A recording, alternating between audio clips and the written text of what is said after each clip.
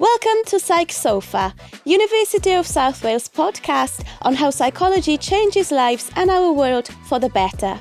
My name is Dr. Klara Price, and today I am joined by Dr. Dan Bowers, Head of Psychology, and Dr. Lucy Fishleigh, who works as a Senior Research Assistant.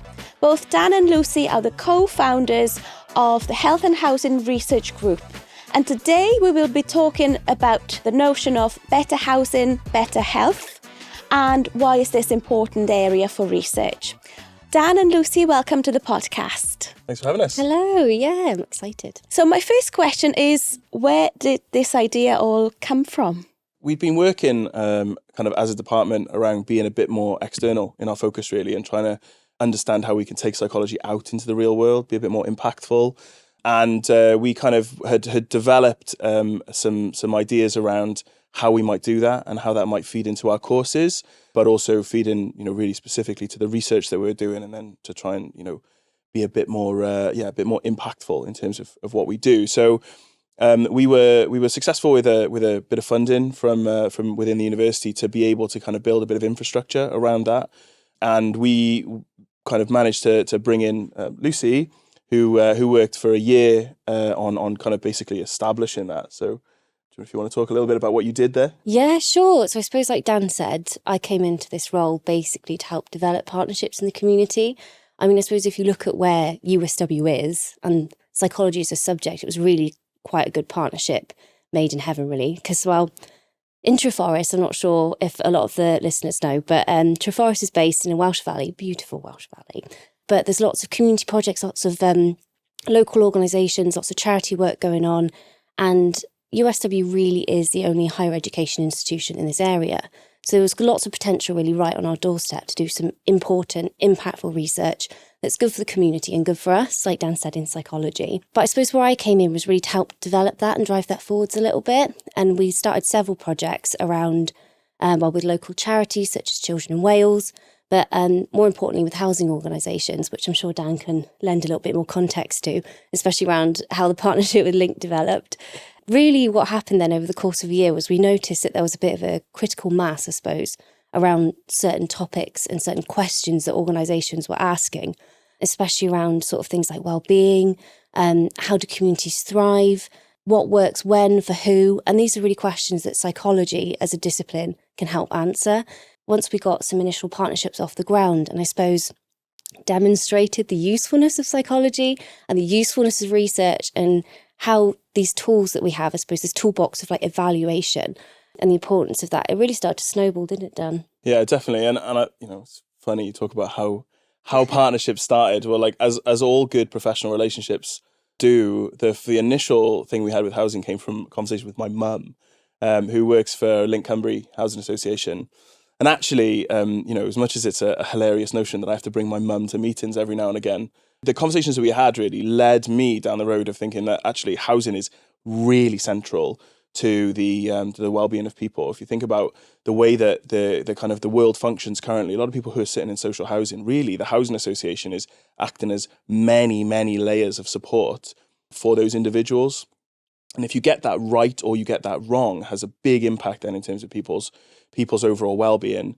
And then within Linc, then we kind of established this much longer term, much bigger partnership where they feed into our courses in a very direct way, and they also kind of they have co-funded some research with us, which has been brilliant. And so we kind of started with them getting a few projects off the ground, which was brilliant. A couple of MRes projects where Holly Driscoll and Alessia Evans came in and they worked with us, and they've been fantastic. And the initial projects we were doing looked at extra care setting. So extra care is this kind of, it's not nursing care, but it's not kind of living in a house in a traditional way. It's a kind of bigger setting where you have multiple people who are living independently within it. So you've got multiple flats where people have their own front door, but essentially they've also got like a hair salon, and they've got a cinema, and they've got communal areas where people can come together. And the idea of those projects are that people can live more independently for longer, where they've got, a completely accessible building that they sit in, and then that there are multiple ways in which they can engage with a social community. We know there's lots of evidence suggesting that where people aren't isolated and they aren't lonely, they tend to do better. Their health outcomes physically and mentally tend to be much more robust than where they, potentially, if people feel a little more isolated, they've got less social capital in that sense. They tend to do less well at their health outcomes. And we were really interested in how those settings were working, and especially because COVID had just hit at that time. And one of the things that Linc had talked about was, well, actually, we're really struggling now, because the idea of those settings is that everyone comes together and there is this community, and COVID very specifically kept people apart. So you had people having to stay in their flats rather than, sitting in those central areas and engaging in whatever activities were going on. So they asked us to kind of look a little bit about how do you, what are the barriers for coming back down, getting people out of their rooms and out of their flats and trying to, reduce that isolation, because as we know, it's likely to lead to worse health outcomes if they don't. So we had two projects, one which looked at how you recover from COVID and I don't mean recover from the illness of COVID, how do you recover from the impact of COVID on a setting like that? And Holly did a really great and interesting project looking at, some of those barriers. There's a lot of fear in those kind of settings. Obviously, you've got relatively an older population in those settings, and they were obviously at higher risk for things like COVID. So there was fear for people to come back down and feel that it was safe.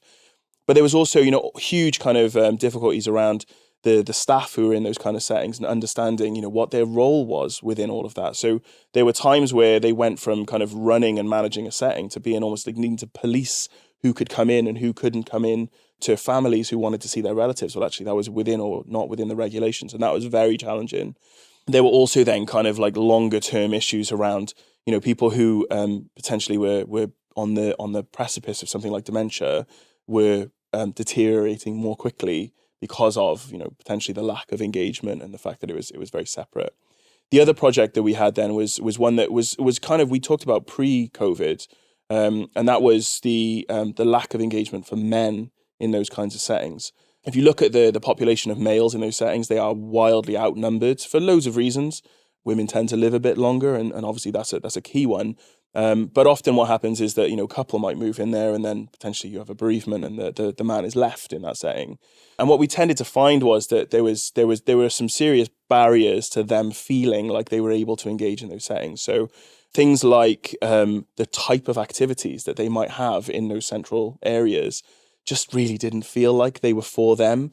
I think the title of Alessia's thesis ended up being Stitch and Bitch, That's Just Not For Me, Is It? Something like that. Was because really the one of the central ways in which people congregated in those settings was that the female residents got together, they knitted and they had a chat, they had a natter.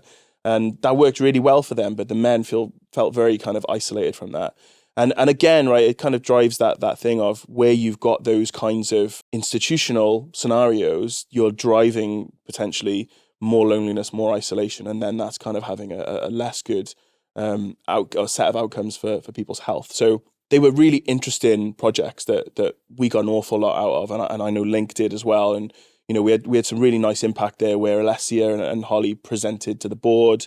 The board took some of those learnings, and then they kind of went out and they asked both Holly and Alessia to present again to the care home managers. And there are things that they've kind of shifted now in terms of the way that they engage in those homes, which is brilliant.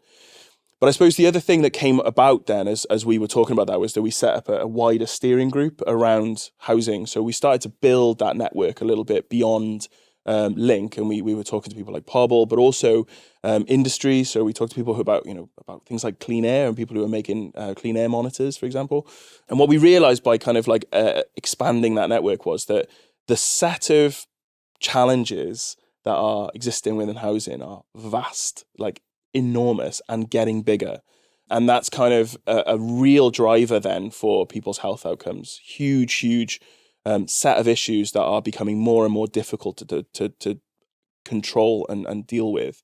So you've got an aging population, which is a big challenge. Where do you put those people?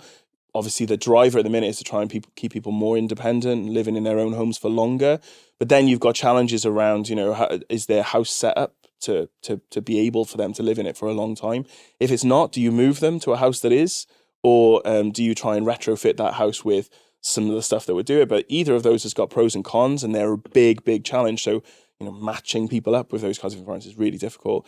I think, anyone who's looked at the news over the last few years, there's been some really harrowing stories around children living in very damp and very mouldy properties. And there was a young kid who very unfortunately died because directly of a respiratory condition that was because of where they were living, and that's a huge problem. How do you manage that? You've also then got a really increasing set of demands around decarbonisation and climate. So our houses, the housing stock in Wales is not the best in terms of its insulation and the air quality potentially within those, and the degree to which we're able to keep those houses warm and healthy for people. And so that's a huge challenge then for Welsh landlords. How do you retrofit those programs? Welsh government's put a huge amount of money into the optimised retrofit kind of program, which would go in and provide extra insulation and make those houses warmer and nicer. But actually, fundamentally, what you're doing there is you're going into someone's house and you're changing the fabric of the building that is their castle. It's the thing that they feel connected to and safe in. And there are a number of issues with, what is the psychological impact of going into someone's house and tearing it apart to be able to make it better? It's a good intention, but what's the stress levels doing to people? Similarly, you look at the increased amount of technology that's going into houses. We know, Lucy was in the past my PhD student, and Lucy's project really was looking at powered wheelchairs adaptation to a new controller. And we know that there are all manner of barriers to new technology, especially around health, where people are more and less likely to do it. So you can manage that process more and less effectively. But also, there are positives that come out of it, and there are negatives that come out of it. And I think always with these things, there's a kind of cost-benefit analysis of what are we gaining from putting this technology in, and what are we losing from putting this technology in. And I think that we started having conversations around things like, so you can save someone £5 a month on their energy bills, which, given the cost of living crisis, is absolutely not suggesting that that's not a big deal. And for some people, that is huge. But if what you're then doing is, because they're able to save that £5, they're stressed, they feel less autonomous within their environment, they don't know how to fix things if it's broken, then that's actually really increasing their stress, really increasing their anxiety. And actually, is that £5 really doing more or less good than the other set of kind of cumulative effects that come from the fact that intervention has taken place? So all of those things together kind of push us in the direction that something like a centre of excellence or the research group that we're working on now, it would be a really positive step, because what you've got are multiple partners within the sector. You've got NHS, you've got Public Health Wales, you've got the housing associations themselves, you've got Welsh Government, and it's kind of like, how do you pull all of that together in an effective way such that you can have positive you can have a positive impact because of the research that you might be doing, and also what's the right research to be doing. So I think one of the things we talked about was potentially working towards a wider housing and health centre of excellence, and that's been really positive. It's been very well received. We've had some really great conversations with people about that. But that where do you start conversation is a big one. So what we decided to do was we again were successful with some funding, which enabled us to keep Lucy around for longer, which was very relieved about. We kind of went down the road of engaging in a consensus event where we brought people together from across the sector. And really that was I can take no credit for the organisation of that. That was Lucy's world. So Lucy's probably much more effective at talking about that than me. Talking about the consensus meeting. Yeah, well, as Dan said, once we started to amass this kind of network of partnerships, and especially once we realised, well, with the housing associations, but also with people who we were working with in the NHS. So Gareth Morgan was a big influence on this as well, wasn't he? From, I always say this wrong, Howaldar? Textbook. Did I? Oh, there we go then. I actually said it right that time. But he was instrumental, I think, in helping us develop this from the health side, because he works in the NHS. And from his side, I think there was a lot of concern around housing and how housing impacts health, but also the cost of that on the NHS. Like Dan said, the respiratory illness, that kind of side of things as well, but also bed blocking. So that's the concept of where someone's in hospital, and if they can't safely be released home, then they end up staying in hospital. Or the fact that, like with housing associations, what on earth do they do with their extra care population? Because a lot of them do then own also independent kind of living homes, which is slightly different again. And then also nursing homes, which is an entirely different level of care, entirely different level of cost of care as well. So there's all these questions facing us in terms of like decarbonisation agendas, living later in life, but then also like how do we address the cost of some of these things? So yeah, all these challenges arising, but what to focus on, how to do it. And also we had this huge network that was expanding with more people kind of being pulled in every day, which was fantastic, but also where on earth do you start? So like Dan said, we had a little bit of funding come through then. And we kind of borrowed a model from some of our colleagues in psychology who'd previously conducted a very similar event. So a consensus event is kind of what it sounds like, is you get loads of people together who work across different areas, but all kind of have very similar interests and agendas. And you're trying to basically decide amongst yourselves on that one day in a certain amount of time, what do we want to focus on and why do we want to focus on it? And what does that mean going forwards? So basically the planning of the day involved approaching as many housing associations across Wales as we could, and as many local authorities, charity organisations that work in this space, as many Public Health Wales, but then also NHS organisations, because I think there's about 7 constituencies across Wales, but definitely targeting our local ones as well to make sure that their voice was heard, because that's primarily for the moment where we're going to be working. But then also we realised there was really this coming together of policy and practice and research. So we also approached other research institutions across Wales to see if they had any work going on in this area and if they would like to attend as well. And so it's really trying to bring together people from across housing, health, across both policy and practice, so people who work in Welsh Government, and try on just one morning in one day to filter down everyone's ideas, priorities, conflicting agendas, to try and decide on actually what do we need in Wales and how can we perhaps work towards that. So 2 of the methods we used for that, which again borrowing from Dr. Deborah Lancastle and Dr. Alexis Jones, who kind of developed these techniques a little bit from an event that they'd done earlier in the year. So we used the nominal group technique in the morning, basically. And all the nominal group technique is we asked every person who attended the event, of which in the end I think we had about 40 people participate in the morning event. Everyone comes with their 3 priorities. So what would they like to find out? What is really important to them in their practice? And then what happens from those 3 priorities, because as you can imagine, about 40 people, it's about 120 priorities. That's a lot of information.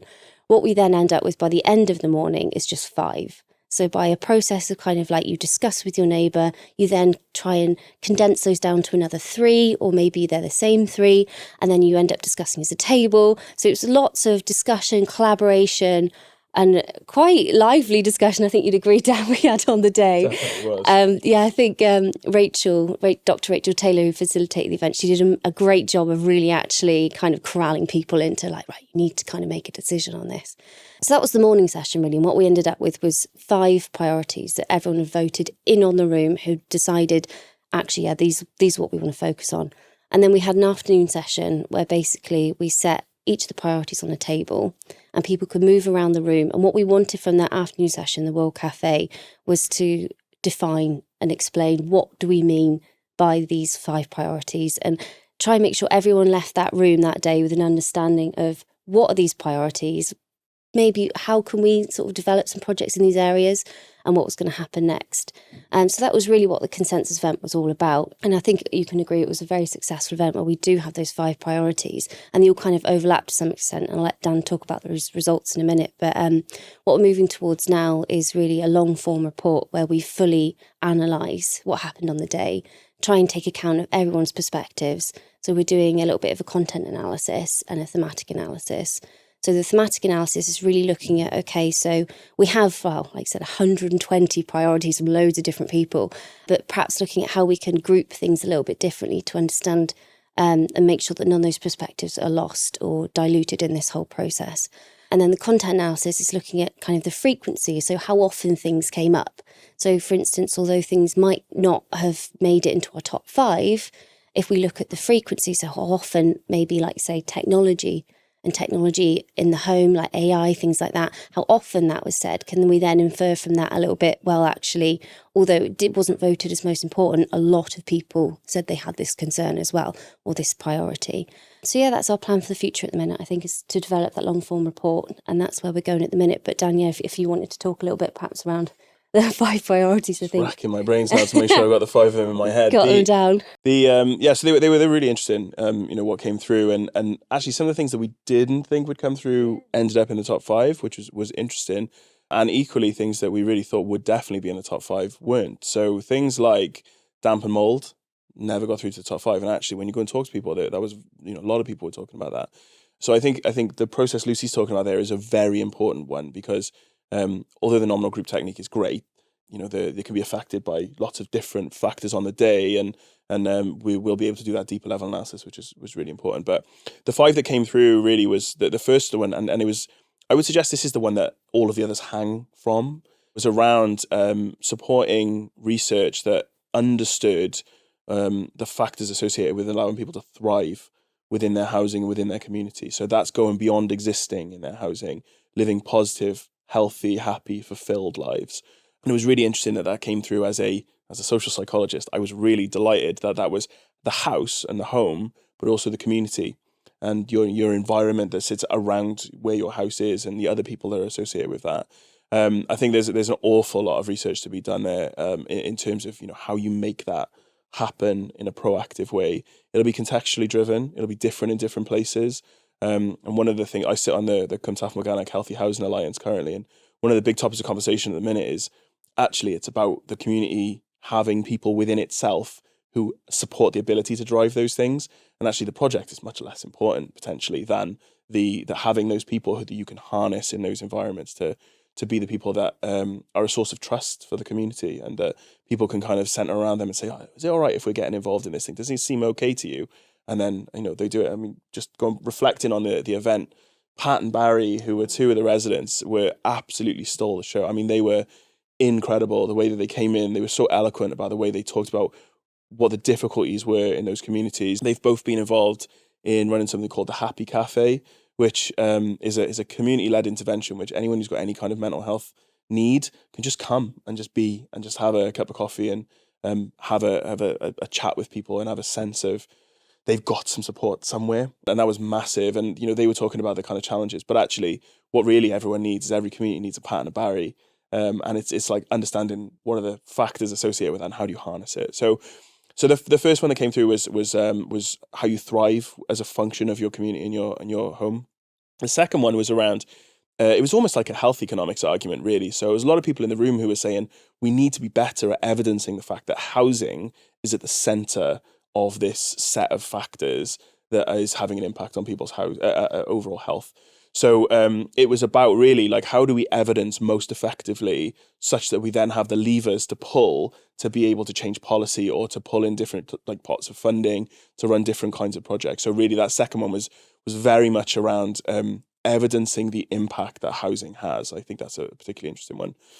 The third one then was one that we did expect to come through, which was the impact of AI, so artificial intelligence, and technology more generally in the home. I talked a little bit earlier about the fact that within housing there is an increasing set of technology that are going into houses. So the if you look at things like passive houses, where they're insulated in a very, very kind of tight way, but then that's intersected then with things like the house itself works really effectively until you put a person in it, and the person lives in a house in the way they've always lived in a house, which is, I'm a bit warm, I'll open the window. Well, actually, if you open the window, the house isn't designed to heat up again quickly. So you kind of get these human factors things that are impacted on the efficacy of the technology. Similarly, then there's all kinds of AI intervention where you can put a bit of technology then will learn your routine, for example, and it'll know, well, the person's likely to come through the door here, so 20 minutes before that we'll put the heating on, we'll make sure the house is toasty for when they come back in, which is brilliant. And I think once that is in place and it works really effectively, people will really like that, I think, generally speaking. But in order to achieve that, you've got to have sensors in the house, and those set of sensors produce data, and that data goes somewhere. And some people feel uncomfortable with that. This is my house. I don't want to be monitored in my own home. And I think that's a bit of a barrier in terms of, how do you manage that? And I think one of the things that came around tech and AI was, what kind of communication strategy do you need to engage with to understand that? And what data will I have access to as a tenant? Can I compare myself with my next door neighbor to understand, am I doing better or worse in terms of the way I'm doing? So I think that was quite a big conversation. I think also in terms of AI and tech, there's a really interesting thing around what's the roadmap for AI and tech in housing. I think one of the things that people found very difficult to articulate was, this will happen and that will lead to this and that will lead to this and that will lead to this, and this will be how it happens, this is how it'll be rolled out, this is what will go. And I think the speed at which that stuff is happening and the way that actually some of that stuff's coming through, where there's some money for an area to do a thing, pick that money up, do that thing over there, and then over there there's a different thing and there's a different thing. It's very hard to articulate to people how and why you're going to roll that in and what the impact of that will be. And I think there was some real reticence on the day to try to the idea that we should just keep doing that in a sort of scattergun way, and that there should be a bit more of a wider roadmap for how that's going to happen, and that would likely have positive health impacts for people. There was also a theme around matching people's physical needs now and in the future to the types of houses that they're in. People are kind of living longer. Necessarily, you'd expect that you've got people who are less mobile, potentially.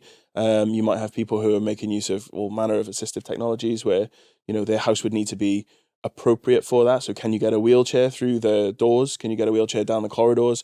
Do you need to have a stair lift? Do you need to have grab rails? Those kind of like basic things that you would need if you had some kind of mobility issue.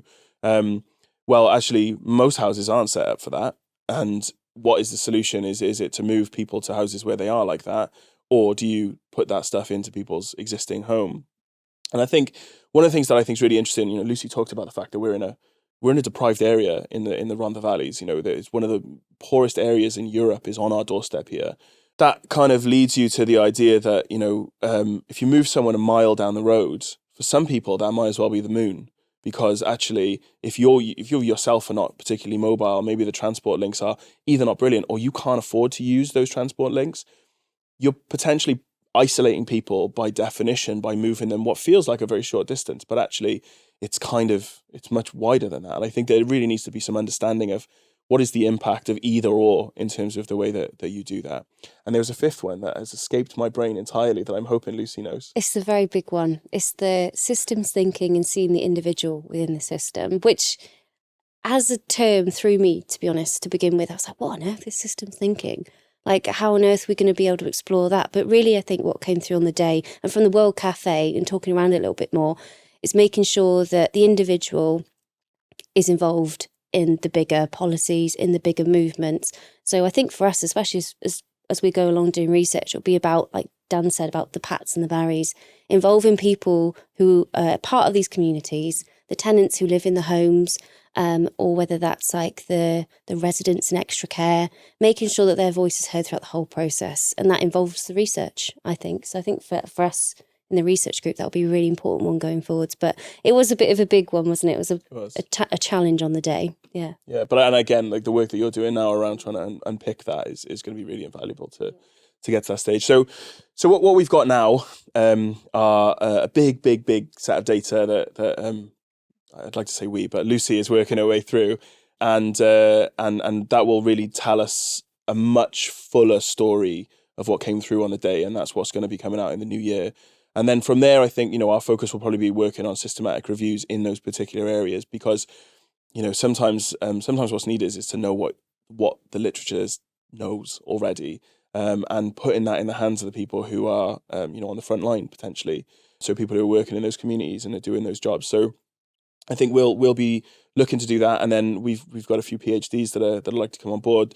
Linc have been brilliant and have co-funded some PhDs with us.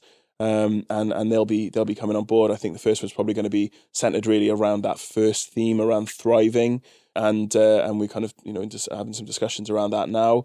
And then it'll be a case of trying to like develop a wider innovation plan around the group and trying to unpick each of those themes and take them out in terms of how are we going to develop those for the research, but also what is the application of those and how do you kind of build those in conjunction with one another. And I think, one of the things that's going to be really interesting is how quickly we can work compared to the sector, because things change very, very fast in housing, necessarily because, it's people's lives. They have to move in a proactive way. There needs to be a longer term strand that goes along with that research, but, us being equally up to the pace in terms of how they're working, so that we're meeting their needs as well. And it's really exciting. I think, I spoke to you, Klara, many times about it, and I think, the working with external partners and seeing psychology in action in that way is it's why we all became psychologists, really. And it's really invigorating to be involved in projects like this. It's been great. Thank you. That's lovely, fascinating conversation. Thank you very much, both. Is there anything that you'd like to add to this today? I think one of the big lessons that we've taken over the last few years is that psychology doesn't mean being a psychologist. And obviously, we've taken a kind of academic route into psychology, but there's psychology in everything. And I think being psychologically literate, understanding how psychology can be applied in small ways, how you can do good evaluation, what is a quality research question, for example, is hugely valuable in those settings. I think, where we've worked with third sector and housing associations and those kind of environments, like I was saying earlier, they move very, very quickly. And one of the things that's a challenge about that is for them to have the time to be able to evaluate what they've done, such that things can build iteratively. They grow on each other, rather than, talking about that scattergun approach sometimes around the way that it feels like some of the AI and tech stuff's coming through. It's how do you do the thing, evaluate its impact, and then do the next thing better. And I think psychology is really, really excellent at doing that from a human, understanding a human perspective of that.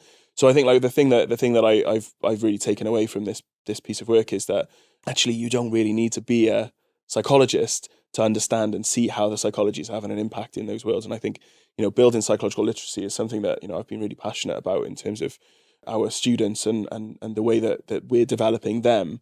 And I think that there's huge benefits to be gained from people to have that wider bit of understanding. And I think you can have a really big impact by doing that. Thank you very much, both. It's been lovely chatting to you. Thank you. Oh, it's been lovely. And next on the sofa, we have Dr. Rachel Taylor, a senior lecturer in psychology and is also the course leader for our MSc Psychology online conversion course. Today, we will talk about how the health and housing research feeds into our learning and teaching in our psychology subject area. Rachel, welcome. It's lovely to have you here. It's lovely to be here, Klara. So my first question is about your involvement in the Health and Housing Research Group. So how have you become involved in the research and the activities that come under this area? Well, I suppose in a way I've kind of stumbled into it because it's not really where I started my career. My career is a lot more around kind of the criminal justice system and forensic psychology. But I got quite interested because I'm the course leader for the MSc Psychology conversion course, and we have Linc Cymru as one of our partner organisations on that course. However, I also became very interested because housing in particular has a real impact in terms of people who are involved with the criminal justice system. So if you're thinking about somebody who's coming out of prison or transitioning into probation, for example, it kind of makes sense that one of the things that will help them to rebuild their life is having solid and secure housing. But we know that that's not always the case. So I almost came at it a little bit from that angle and then became interested in the health aspects later on. So now I'm part of the group with my MSc hat on, but also with this kind of connection to research around criminal justice. So would you like to tell us a little bit about the online psychology conversion course? Of course. So this course is designed for people that already have a degree, but not a degree in psychology. So the idea is that they are potentially changing career, thinking about maybe developing themselves professionally, potentially interested in kind of careers and pathways that might allow them to have an impact and help people and kind of support people. Sometimes they've come from careers that are kind of related to psychology, so things like education, but often they're coming from careers that are a little bit further away from psychology, like business careers or computer science or art or creative writing. And they're kind of attracted by the idea of psychology. as something that could potentially have a real world impact and help people. And I think what unites this very diverse group is that desire to have a positive impact in society. And I think that's really important in terms of the kind of the course that we run, because we are linked up with people like Linc Cymru through the Housing and Health Research Group. We're set challenges by Linc that we can then feed information back into the process that helps them to kind of improve and develop some of the activities that they're doing already. And that's really a powerful experience for the students who are developing as psychologists. Have you got any specific examples of that, Rachel? It sounds really interesting. Absolutely. So our course moves beyond the idea that you can have an impact just through conducting research. So we do conduct research. We have research methods and we have dissertations that are kind of linked to the partners as well. So to the housing and health kind of agenda, we have students going and doing original research. However, sometimes research is long, it takes a while to do, it can be complicated, it can be expensive. And if you haven't got your research priorities quite sorted out, you could end up researching extensively on something that isn't really a gap and missing a bigger gap in your organisation where actually research will be more beneficial. So what we use on the MSc are things called live briefs. So these are other forms of assessment that aren't exclusively about doing new research. They're about considering the research that we already have out there. So as you know, in psychology, there's a massive evidence base for the efficacy of different types of activities and interventions. And what we encourage our students to do is to tap into that massive evidence base by conducting assessments that will help to suggest solutions, recommendations, and evaluate existing sort of activity from our housing partners to try and determine how well it fits with the existing evidence base. One of the messages that comes back from our partners quite a lot is that they simply don't have time to spend going through the literature to look at what's already happening in terms of evaluation. They don't necessarily have time to understand exactly why something might be working. They sometimes know that it is working, and they may even have a little bit of evidence to suggest that it is working, but understanding the process underneath that isn't something that our very busy partners have lots of time to do. So our students who develop those skills in research and looking at evidence-based practice are ideally placed to do work in that way. For example, in our context and debates module, which is one of the first modules that our students do, and remember, they've come from not being psychology students into learning psychology for the first time, we ask them to take some of the challenges from our partners. So Linc Cymru set us 2 challenges this year, one around barriers to sustaining a tenancy, and one around the impact of poverty and what we could do to support individuals living in or close to poverty. And our students had to produce a 5-minute presentation that they delivered on a Teams call to housing officers and senior members of the business, as well as fellow students and staff. And just amazing presentations. So ranging from how we might be able to support young people living in poverty, including with things like independent living skills. So one of the things that we don't realise is that young people who've had life adversity, who are experiencing poverty, who are maybe experiencing intergenerational poverty, have often not had the opportunity to learn independent living skills, things like shopping, cooking, budgeting, being able to negotiate with paying your bills, being able to communicate with a landlord, being able to make those financial decisions and those kind of life decisions that maybe you and I would take for granted. And that's because when you've had that lifetime of adversity, sometimes that affects the way that your brain develops, that affects the way that you process and plan information. And at that point, it's kind of understandable why somebody would be finding that's a little bit more challenging, that and the sort of lack of experience of doing that. So some of our students were suggesting things like maybe we could provide some training and support for young people in financial decision making, in independent living, and that maybe housing associations could implement that. Other individuals were thinking about the impact of hoarding, for example, and how we might be able to put counselling type interventions in to support people who are hoarding in their homes.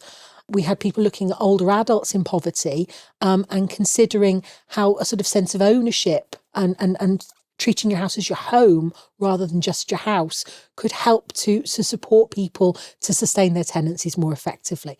So our students basically took this kind of really kind of loose brief and ran with it in those context presentations.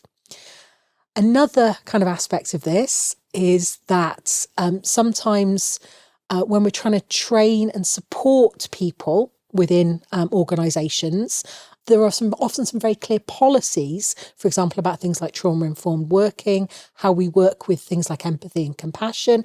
However, what that looks like in practice can be a little bit trickier to determine. So one of the things we've asked our students to do is to think about empathy and compassion and consider how they might communicate with empathy and compassion and model that in a simulation role play assessment where we had 4 target people. We had Milo, we had Mike, Marcus and Hetty, all who had different kind of life stories and characteristics. The students had to do some evidence-based researching to find out what might be going on with those people. And then they had to meet those people and communicate with them, showing empathy and compassion, and then generate some top tips that we could produce as very practical solutions for colleagues back in Linc. So how does the type of work you've been involved in translate into our undergraduate courses, Rachel? Absolutely. So first of all, we have things like the childhood development dissertations where you yourself have been involved in some of that work on pupil poverty, which relates very closely to kind of the health and housing agenda. But we've also been implementing questions around health and housing this year into a live brief for our third year forensic psychology module, where we're addressing some of those challenges of people transitioning out of prison, for example, or some of the barriers to attaining secure housing that might also link to criminal justice involvement. So we've been looking at that from a live brief perspective within that module, and we're developing new content and new modules and new assessments around the 5 priorities that have come out of the consensus meeting. So one of the difficulties we sometimes have with our partnership working is that we have almost too many challenges, too many things we could look at. And the consensus meeting's been very useful because what that's going to enable us to do is to generate much more focused set of live brief assessments around the priorities that we now know, not just our housing partners, but our health partners, Welsh Government partners, have around this particular topic area. So, Rachel, how did your experience working with partners make you feel? 2 words describe that: joyful and enriching. And I think what I would say about that is that you almost forget that you came into psychology to try and make a bit of a positive difference. And it feels like we can make a bit of a positive difference with work of this nature. It's joyful and enriching because of the work with partners. It can be challenging at times we have to find a common language, a common ground on which to communicate, because often there are very technical languages in psychology and very technical languages out there in other sectors, and we have to learn each other's technical language, and that's fascinating and requires a lot of kind of negotiation and communication. But I think what's most exciting for me is to be able to see the students bring themselves into that process and really get the opportunity to connect directly with the partners. So sometimes that can be them making a recommendation or suggesting that something would be great that's already happening in a partnership. And you know, talking directly to a housing officer about how that's impacted on their life or their job, and how that message being kind of like spread out a little bit more widely from us as an academic institution, it could potentially help them. And that's just amazing. There's such a buzz from that. Thank you, Rachel. Is there anything that you would like to add? I think it's also really important, the partnership working from a teaching and learning point of view. So I think Dan has talked previously about psychological literacy, and psychological literacy is an important thing for us within psychology because it kind of explains the sort of mechanisms by which we can perform effectively in these environments.